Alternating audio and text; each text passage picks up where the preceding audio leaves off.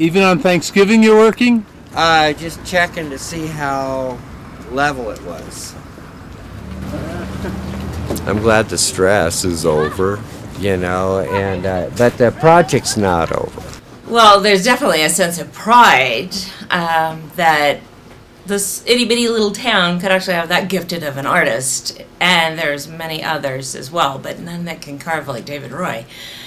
I think just coming into work this morning, seeing tourists out there photographing themselves in front of the monument, is the whole goal of it was to have people have something to come to look at in Idlewild that's very unique to this area, and to have a photograph in front of it, and they can take it home and say, remember that time when we were in Idlewild? And it's just a good memory for them to take home.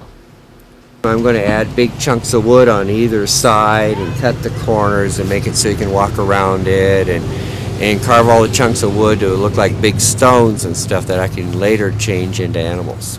Walt Disney had said when Disneyland was completed in Anaheim, he said, Disneyland will never be finished, because it's always growth. That sounds similar to what you're saying about your I think monument. my concept is kind of like the same as his. He had a master plan, a bigger plan, but he got as much as he could do at the time and left room for expansion.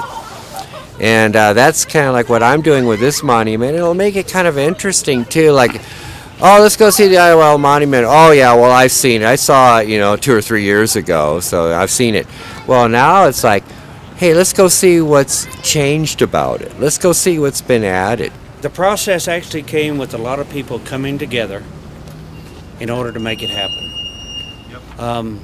I want to do a special thanks to Steve and Jay Johnson's, to Quast, Crane, they came through for us, but mostly to David Roy. He has really worked and worked in order to get it here. And it's his beautiful art piece, and whenever a community comes together and works at accomplishing a single task, it's going to happen, and it's going to happen for the good. You realize, of course, that what you're describing is what is the name of the statue, the name of the monument, and also on your entrance sign entering Idlewild, and that word is?